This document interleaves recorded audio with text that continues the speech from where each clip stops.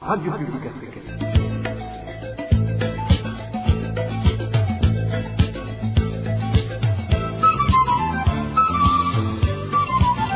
Radio Publique Africaine.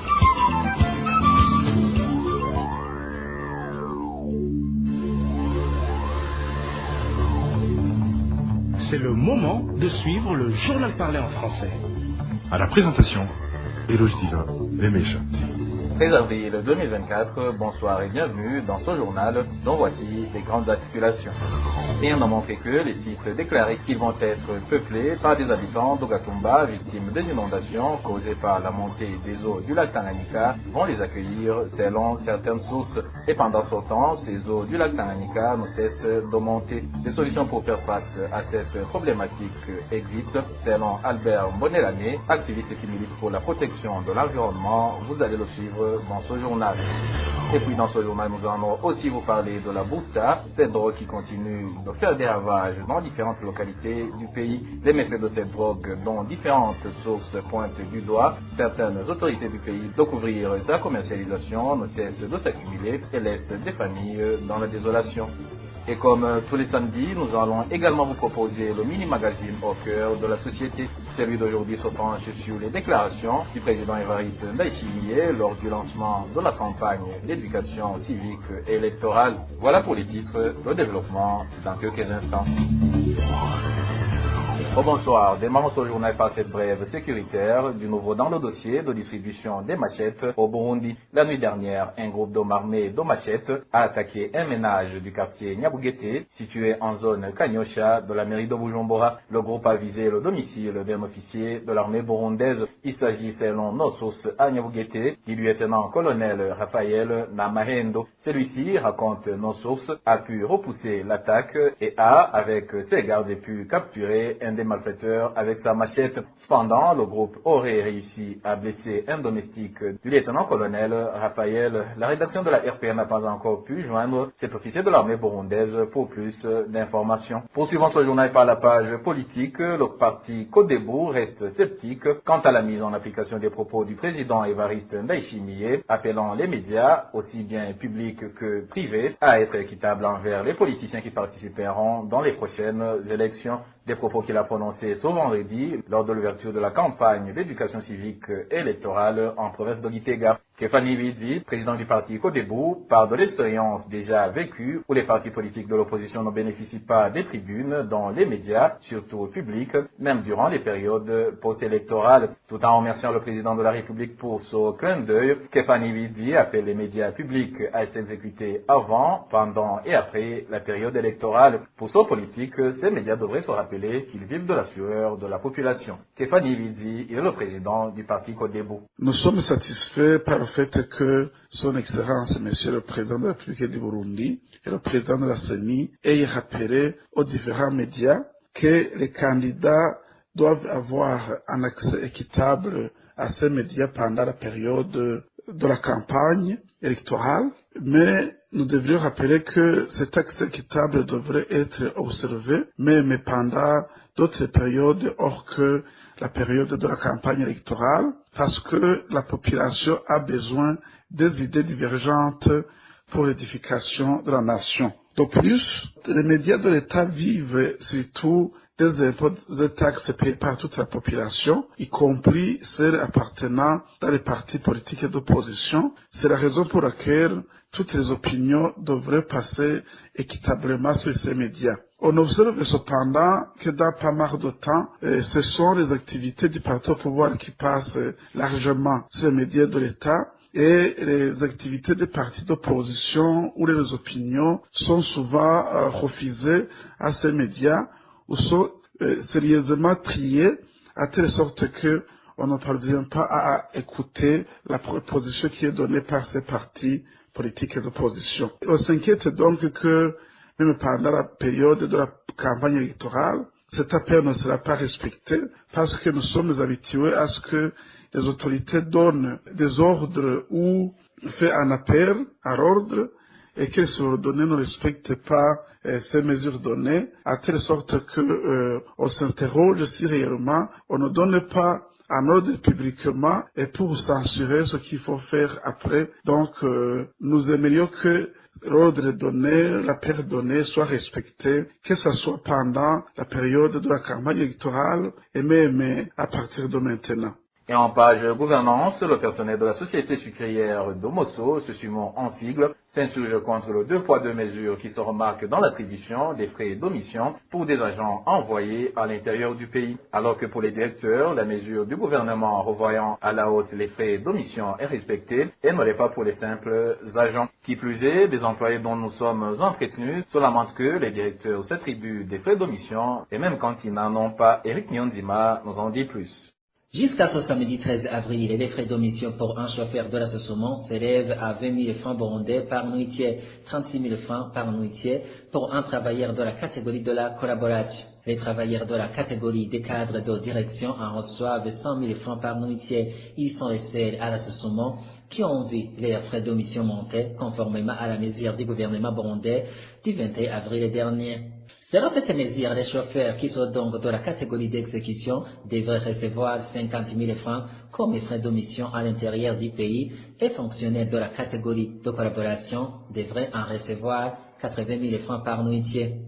Les employés de l'association qui ne bénéficient pas de cette mesure, pourquoi cette politique de 2 poids, 2 mesures?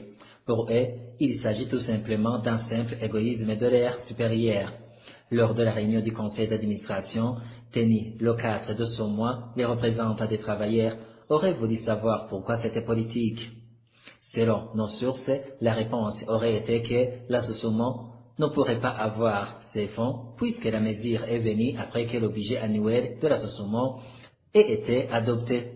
Les travailleurs de l'association regrettent que les responsables s'octroient les frais d'omission même car ils ne sont pas nécessaires. C'est par exemple car ils se rendent en famille le week-end. Ils partent vendredi pour revenir mardi pour la plupart. Donc, chacun des petits directeurs partent en week-end avec pas d'au moins 400 000 chacun. À propos, la rédaction de la RPA n'a pas pu joindre Aloïse Ndekenguru qui est administrateur directeur général de la SOSUM. Merci à toi Eric. Nyonzima, je vous le disais en titre, la drogue de type Busta fait des ravages dans la ville de Bujumbura et au chef-lieu de différentes provinces du pays. Un citoyen qui s'est entretenu avec la RPA explique que les consommateurs de cette drogue se retrouvent ruinés, ce qui engendre par conséquent d'énormes problèmes familiaux. Au Burundi, plusieurs types de drogues sont consommés. Cependant, il en est une qui ne fait pas de distinction entre l'enfant et l'adulte. Le booster appartenant à la catégorie de l'héroïne. Cette substance est concentrée principalement à Bujumbura et dans d'autres villes telles que Gitega, Ngozi, Rumonge, Muyinga, entre autres. Lorsqu'un enfant commence à en consommer, sa vie bascule irrémédiablement. Il abandonne l'école. Quant à un adulte, il risque même de perdre son emploi, voire de voir son mariage se briser. Leur vie perd toute valeur, leur richesse s'évapore instantanément et leur avenir s'obscurcit. Cette drogue altère leur santé, entraînant souvent des problèmes hépatiques et de la tuberculose. Leur corps se couvre de plaies qui cicatrisent rarement, accompagnées d'autres maux. C'est une véritable tragédie pour les familles qui se sentent impuissantes face à cette situation. Du fait que c'est lui qui est arrêté en possession de cette drogue, n'en reste en détention qu'un laps de temps, le citoyen qui s'est entretenu avec la RPA indique que la Busta serait commercialisée par des personnes agissant sous la couverture de gros poissons du régime en place au Burundi. Ces drogues suscitent une grande crainte, d'autant plus qu'au Burundi, aucune usine connue ne les produit, sauf peut-être clandestinement. La solution à ce fléau serait de mettre en place un centre de désintoxication et de doter la police des moyens nécessaires pour lutter contre le trafic de stupéfiants. Malheureusement, les trafiquants de drogue ne restent que peu de temps en détention, une fois après appréhendé. Cela suggère qu'ici, comme partout dans le monde, des personnes influentes sont impliquées dans le commerce de drogue, protégeant ainsi les vendeurs, car ce commerce génère d'importants profits. Bien que des efforts aient été déployés pour combattre ce fléau au Burundi, il reste encore beaucoup à faire pour éradiquer ce commerce.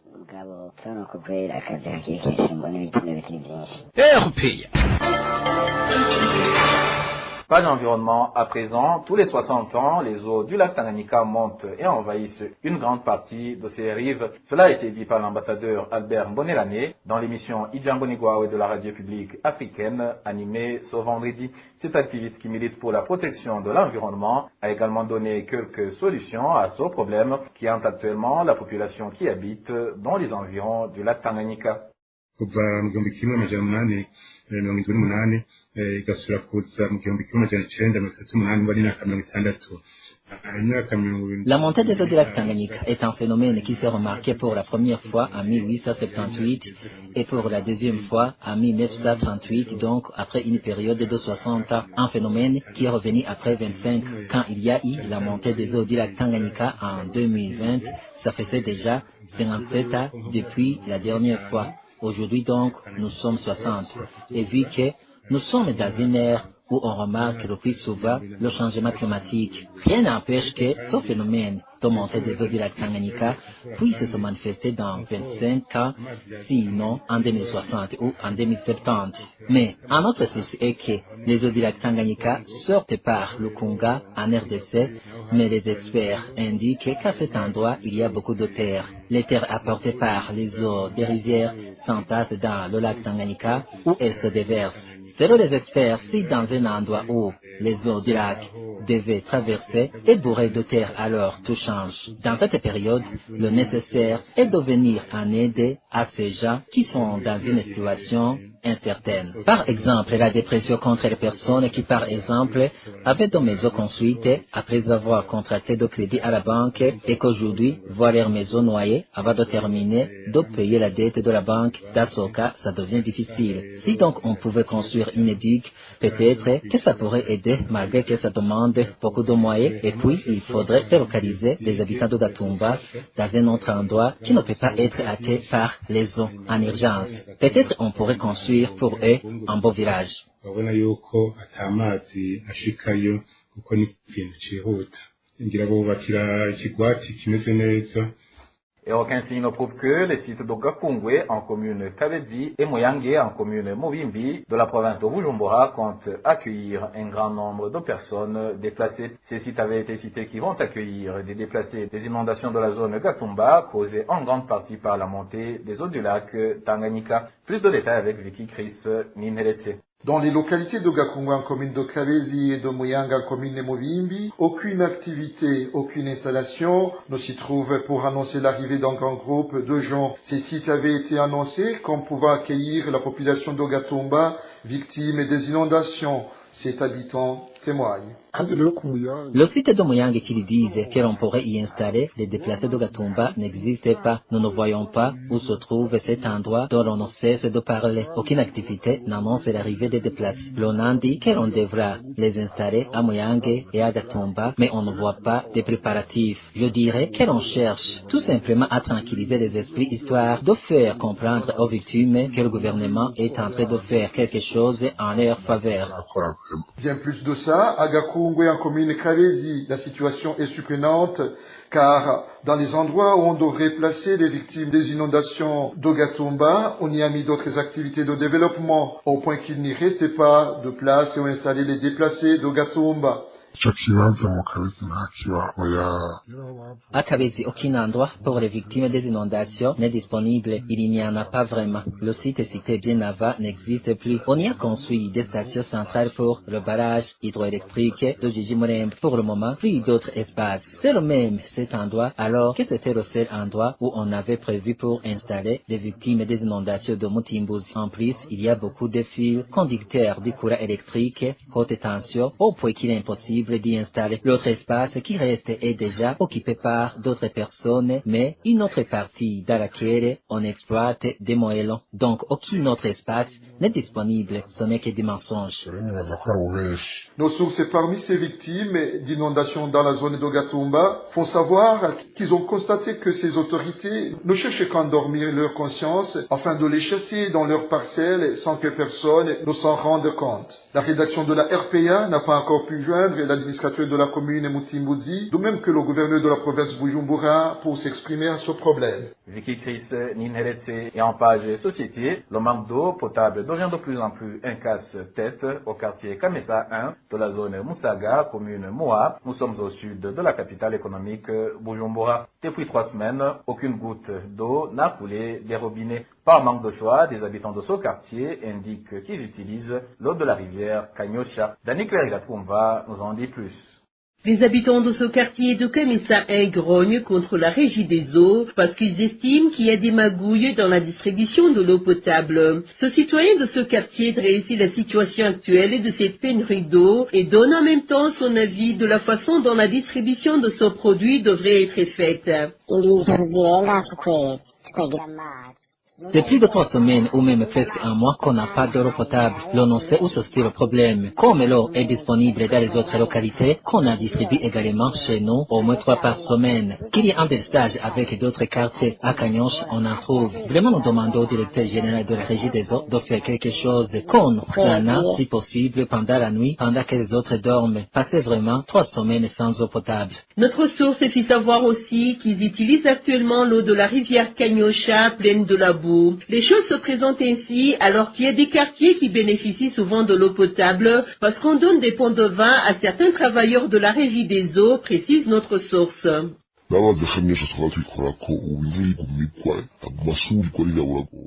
Même l'eau de la rivière Kanyonche qu'on utilise est pleine de la boue pendant cette période pluvieuse. Nous l'avons même, nos habits, dans la rivière Kanyonche. C'est vraiment terrible. Nous n'avons pas d'eau potable. Nous avons appris qu'il y a des magouilles faites par des travailleurs de la régie des eaux. Il y en a qui donnent des ponts d'eau pour utiliser de l'eau chaque fois. Nous ne les connaissons pas. Tu sais combien c'est frustrant de donner de force un pont d'eau. Les habitants du quartier de Kamesa 1 demandent à la régie des eaux de songer à leur donner l'eau potable avant qu'ils n'attrapent des maladies des mensales. C'est le moment de suivre le mini-magazine au cœur de la société et celui d'aujourd'hui se focalise sur les déclarations du président Évariste Ndayishimiye, des propos prononcés lors du lancement de la campagne d'éducation civique et électorale. Au cœur de la société vous est présenté par Émile Nivasumba. Au cœur de la société. Au cœur de la société est une émission de tous les samedis, préparée en synergie par les radios Inzamba, Agateka Kawe, Radio RPA, Idouya Wanyagihugu, ainsi que la radio-télévision Renaissance. Le président de la République a lancé la campagne de l'éducation civique et électorale pour les élections de 2025. Selon Évariste Ndayishimiye, les élections se dérouleront bien et une partie du nécessaire est déjà là, qu'en disent certains politiques. C'est le sujet du mini-magazine au cœur de la société de ce 13 avril 2024. À la présentation, c'est Émile Nivasumba. Bienvenue. C'est ce vendredi que le président Évariste Ndayishimiye a lancé une campagne d'éducation civique et électorale. Selon lui, les élections de 2025 se dérouleront très bien. Évariste Ndayishimiye a même donné quelques recommandations aux politiques, aux médias ainsi qu'aux organisations de la société civile. À part que les candidats aux élections sont obligés de mener leur campagne auprès des électeurs pour défendre le projet de société durant le processus électoral, les médias constituent un canal important pour faire connaître à la population les projets des différents candidats aux élections. La population a besoin de connaître les projets de société des autres partis politiques qui ne sont pas les leurs. Vous ne pourrez pas connaître les projets de société des autres partis politiques auxquels vous n'êtes pas fidèles et donc auxquels vous ne participez pas à la campagne si ce n'est que via les médias. C'est pourquoi de leur côté, les médias doivent informer la population sans prendre parti. Qu'ils donnent des informations véridiques sur les candidats, quitte à ce que les électeurs puissent choisir les candidats de par les projets. Je l'ai dit tantôt, il n'est écrit nulle part qu'un électeur a l'obligation d'élire le candidat de son parti politique. Il choisit les projets, il choisit quelqu'un qui sera utile à la nation. Il faut savoir que les candidats sont des démagogues qui font tout pour pouvoir se faire accepter par les électeurs. Et chercher à bloquer les autres candidats pour les disqualifier. Si les médias travaillent comme il se doit, ils contribuent beaucoup à l'édifice de la nation et en évitant des dérapages. Ils rappellent sans cesse les règles de la compétition électorale, mais il faut un clin d'œil à ceux qui violent ces règles. Les médias peuvent aussi éduquer les politiques en leur montrant par exemple qu'ils sont en train de s'engager dans une voie qui n'aboutit pas. Avec ce clin d'œil, ils peuvent se corriger. Alors, ceux qui ont choisi de mener leur campagne via les médias doivent en avoir un accès libre et équitable. Et toi, journaliste, ne donnez pas l'espace à un tel politique au détriment de l'autre. Tous les candidats devront avoir les mêmes droits. Le président de la coalition politique CEFOR Arusha, Frédéric Bamvuginyumvira, estime qu'il n'y a rien d'étonnant dans ce discours du chef de l'État. Nous dire que les élections vont bien se tenir, c'est normal, ils vont bien se tenir comme d'habitude. Ils les ont gagnées quand? En tout cas, en 2020, Paris qui n'ont pas gagné les élections. Pourquoi? Parce qu'il y a deux.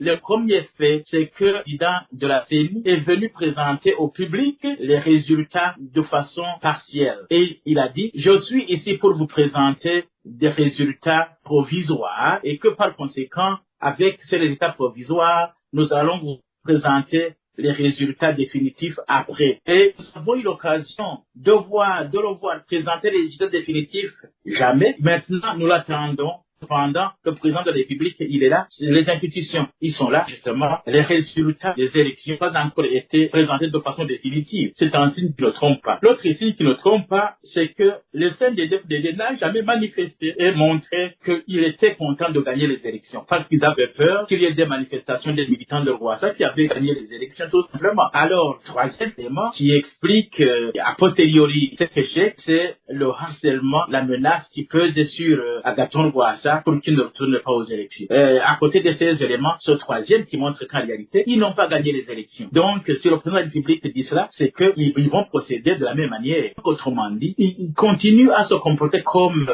s'il a affaire à de petits enfants qu'il peut dorloter comme cela. Nous comprenons ce qu'il dit. En tout cas, à un moment donné, nous allons donner nos modes. Et c'est par là que nous mettons un point final au mini-magazine au cœur de la société d'aujourd'hui.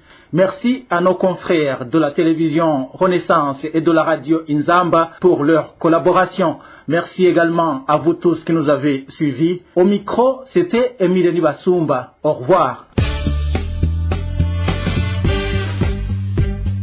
C'était l'émission Au cœur de la société.